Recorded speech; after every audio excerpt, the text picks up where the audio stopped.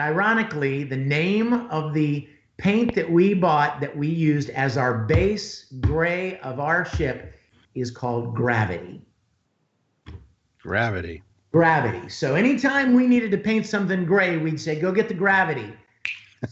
We need to touch this wall up. Where's the Gravity? Because that was our gray. Now, here comes the fun little postscript. I have since had my hands on the original Helm nav console in helping restore it in Seattle. I was down in the bowels of the Sci-Fi Museum with William Smith, who was hired by the Sci-Fi Museum to restore the Helm nav console, which is now on display. And do you know what Will Smith was able to do?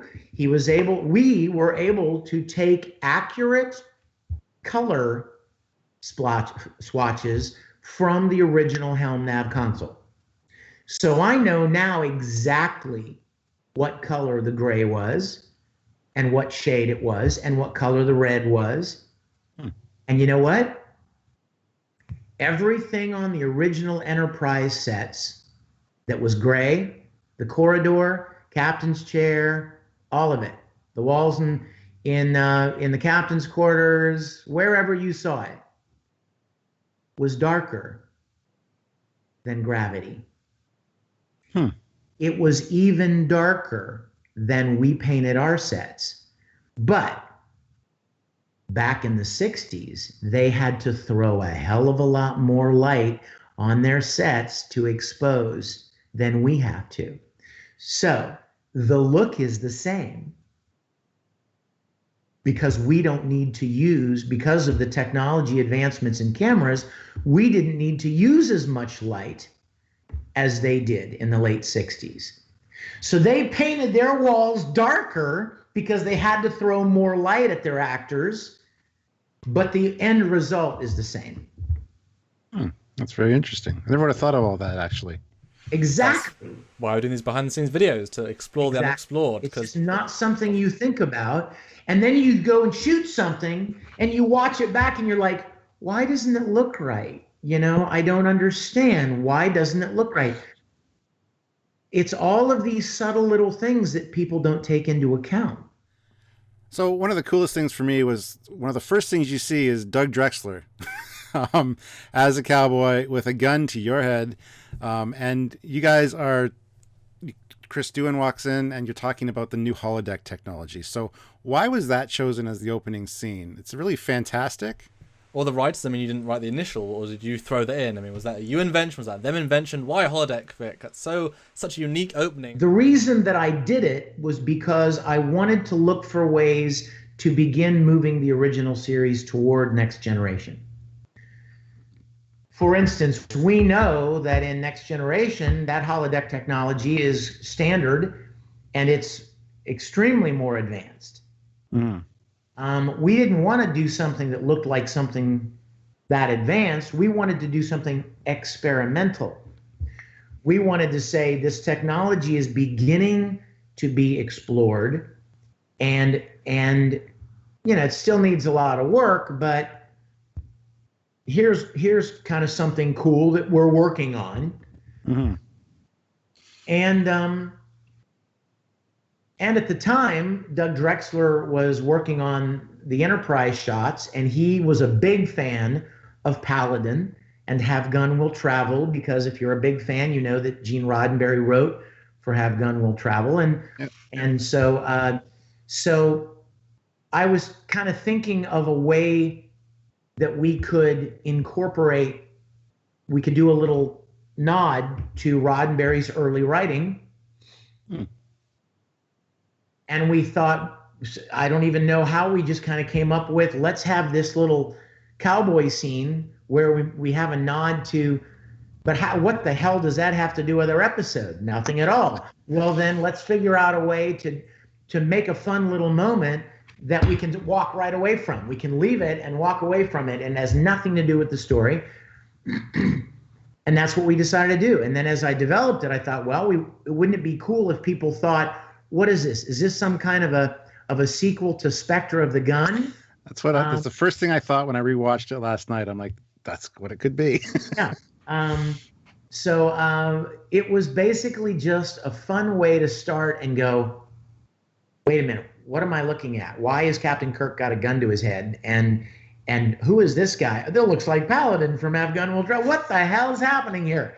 And then freeze program. And you're like, oh shit, they're in a holodeck. And then Scotty comes in and says, by dialogue, we establish, well, it's still experimental, but I mean, blah, blah, blah. And you walked through Doug Drexler, yes! So it's not like a solid hologram. Yeah. I really loved it. Yes. Plus it ties in with the animated series where they had holodeck in the one episode of the Practical Jokers. So. Yeah. So the holodeck, the phasers the phaser upgrades that we established in one of our vignettes, Dr. McKenna, all of that was designed to say, hey, had Star Trek not been canceled, perhaps they would start moving in this direction where we know they ultimately got to in the next generation. And I don't know if you, again, watching things in retrospect, it's quite interesting, but at the time, obviously, you had other set-based productions, but still predominantly green screen. And so it's interesting that your show, which is of a whole different, it is the TOS Trek season 4, 5, 5. So by having the very first scene actually be a green screen scene and a heavy reference scene, which is not what you aim to do. You're about story first. If it referenced, that's great, but you weren't trying to force them in. So you're almost starting with a very conventional fan film scene, and then boom, you're in this epic story. And it's like, that was what you guys do. Here, look at the rest of the 50 minutes of our quality. You know what? That's not what I never thought of it that way. I really didn't think of it that way.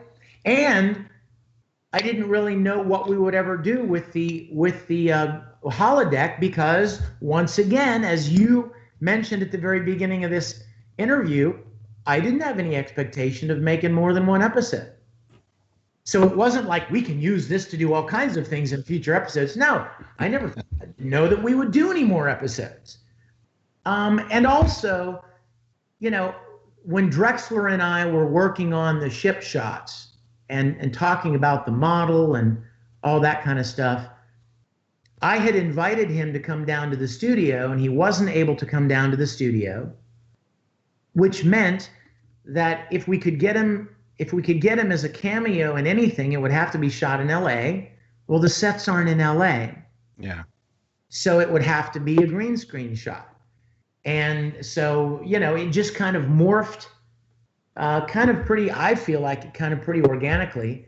It worked out perfectly. And he already had a Paladin costume and a gun, and because he was a big fan. And so I worked with somebody to create these Western backgrounds to put behind us. And then I worked with somebody to create the holodeck, facade, which of course we came back to, and it worked in perfectly for the story in episode 4, where Kirk needs to go back to these places where he left these women and have this conversation, this closure with them that he didn't have. And the holodeck allows us to go back to Miramani's tent and to go back to the streets in City on the Edge of Forever of 1920s, 30s, New York City, and go back to the sick bay on the Farragut when he is watching Nakia die. So it really turned out to be a beneficial decision. So I just want to know, from beginning to end, kind of what was the process, and how long did it take for this whole episode to come about? The first episode obviously took longer because sets had to be built. Yeah. Buildings had to be rented, sets had to be built, people had to be cast, costumes needed to be acquired. All of these first-time things that once you've got them in place, the second episode, third and fourth can be quicker. Mm-hmm. One of the big frustrations from the first episode was that I'm not going to name any names, but I'm just telling it like it is. We had originally planned on shooting our first episode in November of 2013 or 2012 because I was promised that the sets would be finished, and they weren't. I left that to some other people that were working on building the sets. I sent them any money they needed for materials. I was working on finishing up the script, casting the episode, lining up crew positions, lining up costuming, makeup, props, everything else. Mm-hmm. And the sets were supposed to be done in November. And so it became pretty apparent in October, that the sets were not going to be ready. So I called everybody and we postponed our first episode shoot to January. So we ended up shooting episode 1 in January. We shot it over the course of, I believe, 9 or 10 days, which is pretty good for a fan production with volunteers who have never done this together. Well, for a normal episode of, say, Stargate, it was 7 days to produce 40-minute episodes. That's exactly. In fact, there were some Star Trek episodes of the original series with a professional team that took 7 and 8 days because they would run over. Mm-hmm. So I was pretty pleased that we were able to accomplish our first episode in, I think, 9 or 10 days. And then I took the footage home with me and I started editing the footage. I was editing the footage while the effect shots were being done. I was working with different people on building the realm, the thing that was in at the beginning that they came across, and then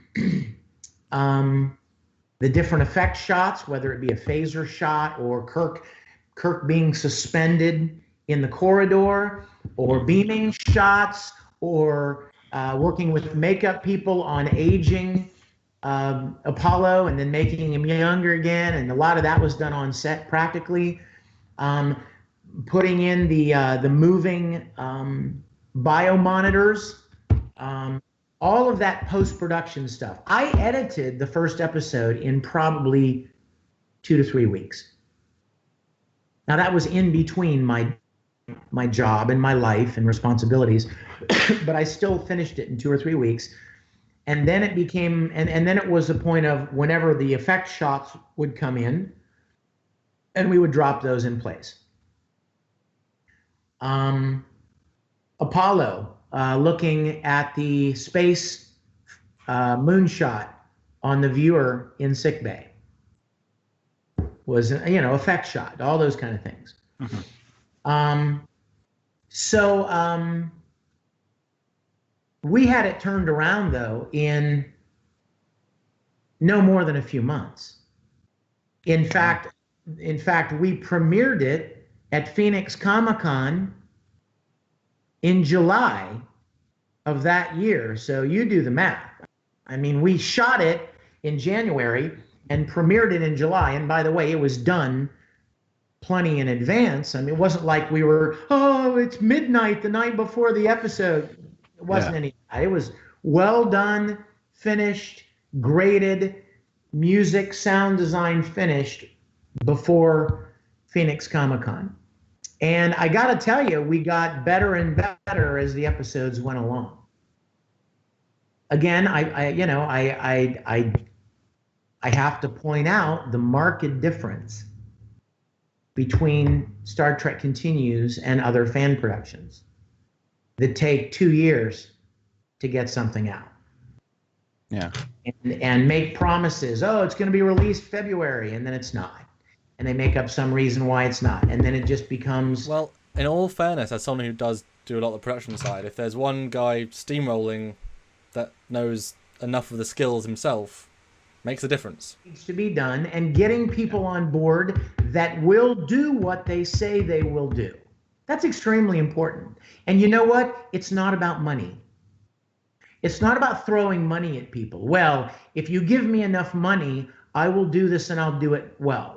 Well, my response to that would be, where's your integrity, dude? Where's your sense of pride in your work? If somebody asks me to play a role in something, the quality of what performance I give is not going to be based on how much money they give me. Yeah. Because my performance reflects on me. I want my performance to be good because I take pride in my work, not because they paid me a certain amount of money. And I'm very, very, very, very proud to say that the people that I brought into Star Trek Continues cared about their work. And it wasn't because they were being paid, because we all know they weren't. It was because they loved the subject matter and they cared about the quality of their work. They didn't send Lolani over to set looking like crap because, well, I've spent enough time on her and I'm over it now, and I don't get paid enough to make her look any better than she looks right now. No. They spent the time necessary to make Lolani look camera ready because they took pride in their work. You know what I mean? Yeah. So knowing what you're doing and how to do it, and then bringing people into the production who take pride in their work and they know what they're doing and they're going to do it. They're going to come through when they say, I'll tell you what, guys, I'm not going to name names, but I've let several people go from Star Trek Continues because they didn't do what they said they were going to do when they said they were going to do it. And I would call them and say, dude, you told me you were going to have this to me on this date, and I'm sitting here waiting for it, ready for you to deliver. And they're like, well, I got busy with such and such, and I'm doing you a favor by doing it for nothing. And I would say to them, you're not doing me any favors by promising something that you don't deliver. You're not helping. If you need an extra week, tell me in advance. Right? You're actually hurting to promise something that people are going to depend on, and then you don't come through.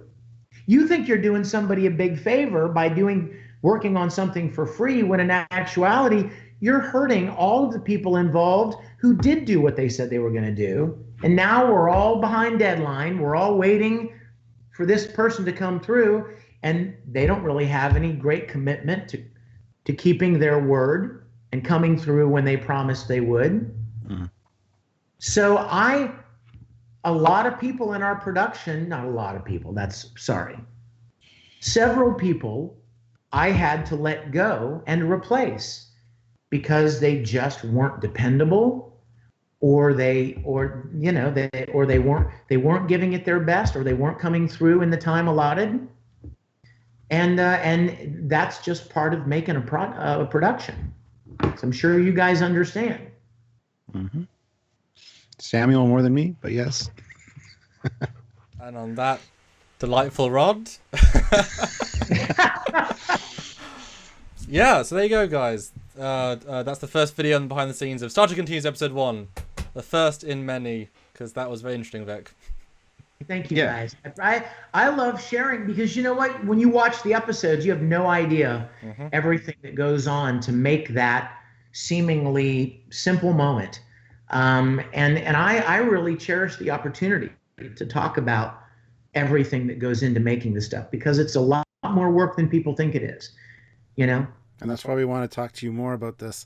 We want to get in depth into how things happened, and hear the stories behind the scenes, because those are important. Documenting that history. So each episode for 4 years, it's a lot of time, but we definitely think it's worth it, because Continues, having actually started at a really great place, ending on a truly spectacular place, having this journey, that is a one of a kind. And it's worth really going back to the start and letting Vic re-experience it with us, with you, and hopefully you guys will go back and watch the episodes and get a greater understanding, because they each had some real challenges, I'm sure, and they each had some truly one of a kind moments that you'll never get again. I hope your viewers will as well, because a lot of love and work went into these, and I'm so gratified that people have enjoyed them as much as they have. I hope they continue to do so for a long period. Continue. I saw what you did there. That's awesome. Anyway, continues. Anyway, guys, thank you for joining us, Vic. It's always awesome to talk to you, and we look forward to many more talks. So until next time, guys, I'm Captain Foley. I'm Commander Coggins. And I'm Vic Mignogna. And we'll see you guys very soon. Bye, everybody.